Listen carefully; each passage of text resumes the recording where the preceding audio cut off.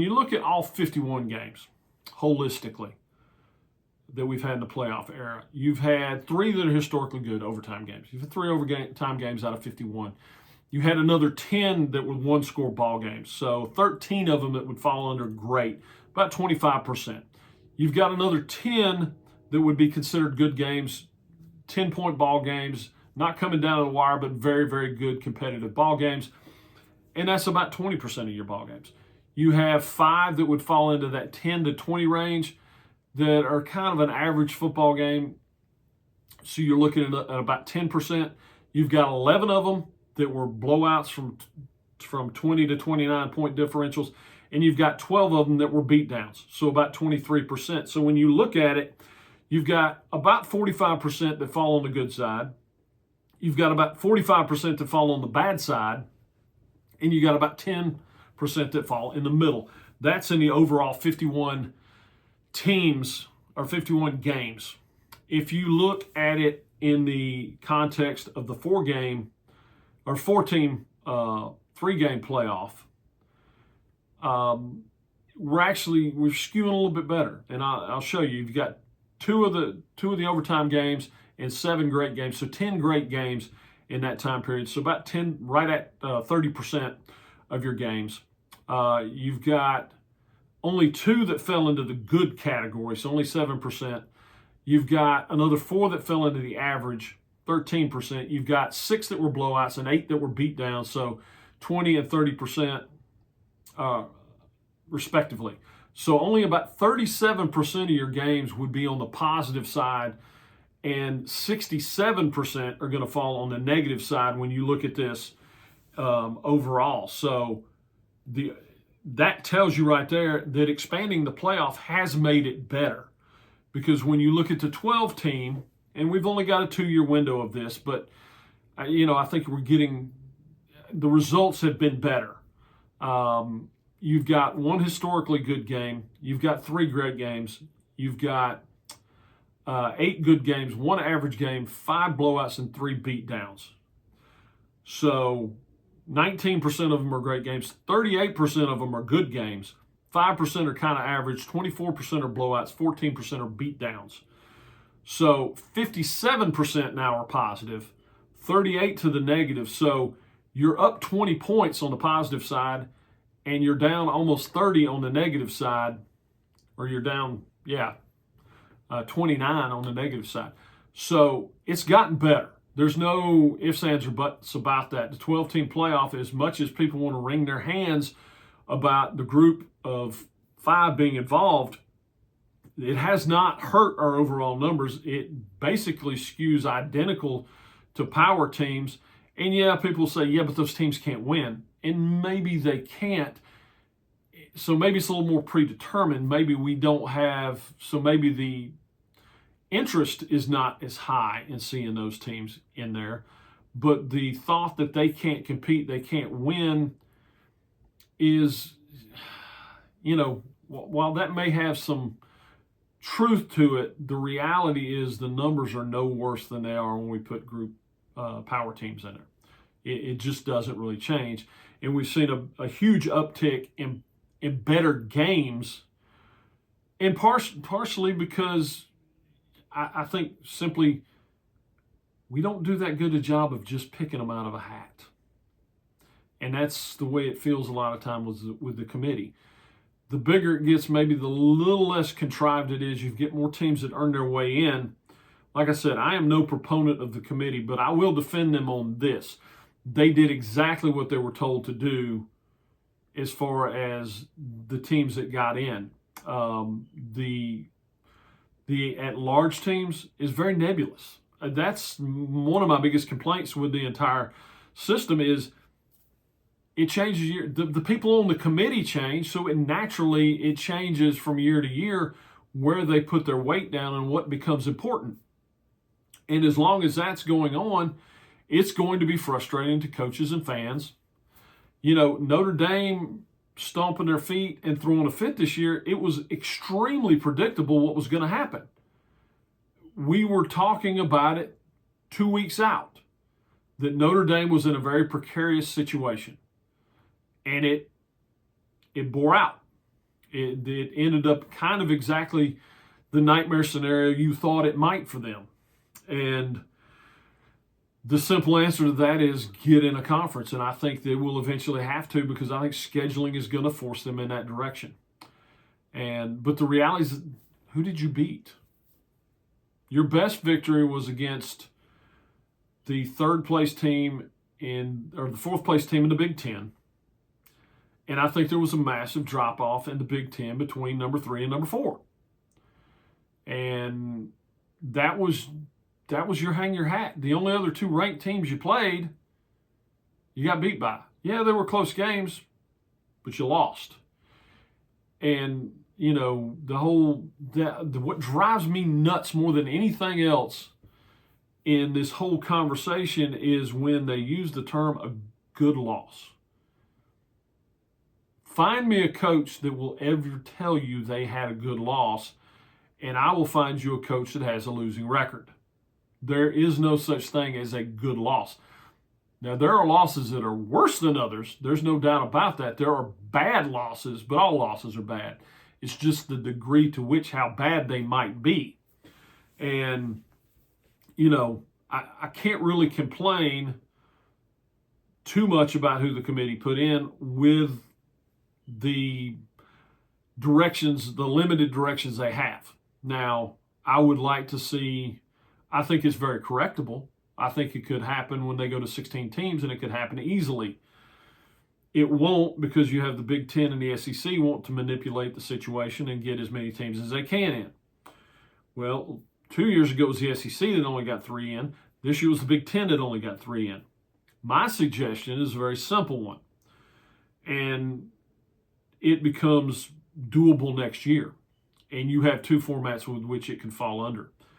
The first one is simply take the top 4 teams from every power conference and put them in the playoffs. And then you give the group of 5 an option. 1, we will give to you your own 16-team playoff that will be subsidized and paid for by, you're going to get the big money you would get playing into the playing with the big boys. And we're going to make that happen because we're going to hold the ESPN and their partners to the fire, and we're going to make sure that happens. So you'd have 2 16-team playoffs. Group of 5 and the Power 5 would both have, or the Power 4 would both have their playoff, and you just simply tell the Group of 5, we will take your top 16 teams, but we suggest you get into 4 conferences, or you can tell them we'll take your top 4 from every conference if you're, or there's ways to do it without mandating it. Simply say, if you got 18 teams or more, we're going to put you in, we're going to give your top 4 teams a bid. And you will have 4 group of 5 conferences before you can turn around twice. And basically do the same thing with the power conferences. Give them a couple years, but we want everybody at 18. And oh, by the way, there's no at-larges. Notre Dame. So pick your conference. And oh, by the way, everybody's going to 18. So it's not going to be the Big Ten. You can stay at home in the ACC. You can go to the SEC. You can go to the Big 12. But if you want to be in the playoff, you're going to have to join a conference for football. I mean, to me, it's not the end-all, be-all, fixed everything.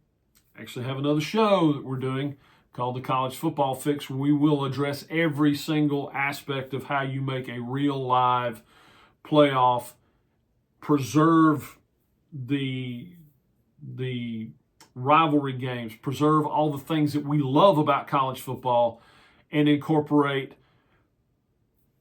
NIL, the transfer portal, and all the things that, it's not that we necessarily hate them, but they're destroying the sport we love, because we cannot continue down the track we're going. If we do, there will not be a college football left that we even remotely recognize. So that's another show. The College Football Fix, keep an eye out on that. We'll be dropping that one. Probably going to be on Wednesdays, I believe, is the day we picked for that.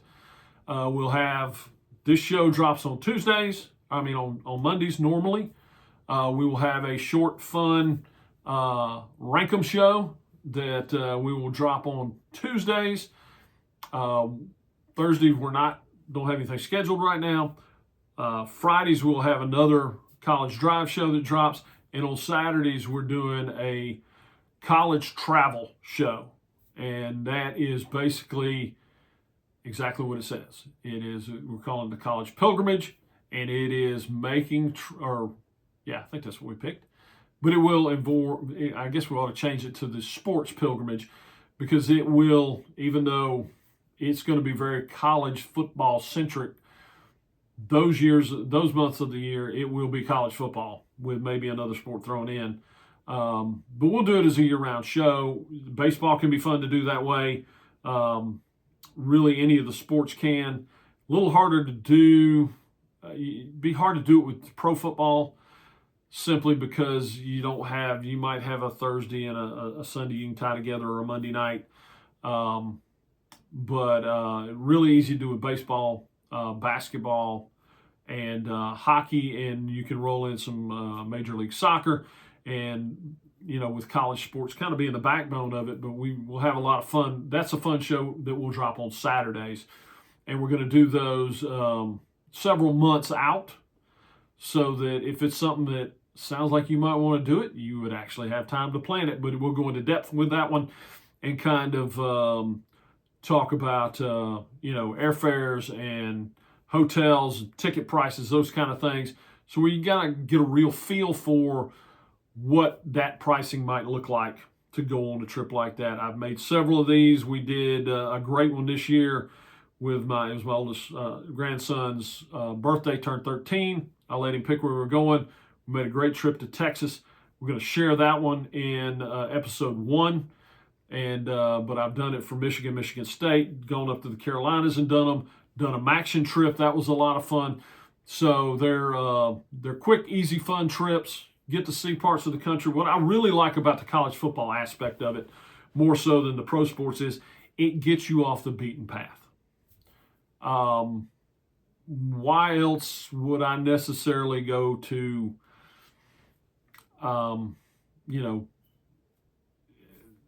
pick your small town that has a college in it, Waco, Texas. How often am I going to have a reason to go to Waco, Texas? How often am I going to have a reason to go to Kent, Ohio? I mean, it just gets you off the beaten path. It's just a lot of fun. Anyhow, getting back to our subject at hand that we were talking about, as I'll get distracted. I can't make a case for the group of 5 hurting our playoff. I just can't. Now, I will make a case that we would be better off if they had their own. They would have the opportunity to win a championship. But as far as having a huge impact on, because here's the thing, here's where we're at with this. If you didn't win your conference and you're not ranked in the top 10, I really don't care that you got left out. Does it mean you couldn't win it all? No, it doesn't. But it means you didn't perform well enough during the season to have anything to gripe about. Play better. Win your conference. I would not have an issue if every conference champion had a bid in. And that's one thing I like about doing the top 4 from every conference. And, the other option to that is if the group of 5 didn't want to do their own, okay, we'll do a 20-team playoff. The 4th team in from every major conference would play the top 4 conference champs out of the group of 5 in a play-in game, basically. And then nobody could complain that it was coming out of them and ruining their playoff. We just get more football. But I do like the idea of giving them something where they could actually compete and potentially win a championship. I think that adds a lot of excitement to it. Let's take another quick break. We'll hear from our sponsors over on the radio side. We'll be right back here on the YouTube side of this. Actually, this wraps up our show on the YouTube. We're going to do, the next segment will be the Rankum Show, which will drop on Tuesdays.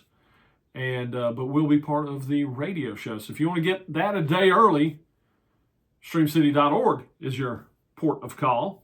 We'll take a break. We'll be back in a moment with more. The host James O'Brien here on Stream City Radio, Stream City Sports on the YouTube. Back in a moment.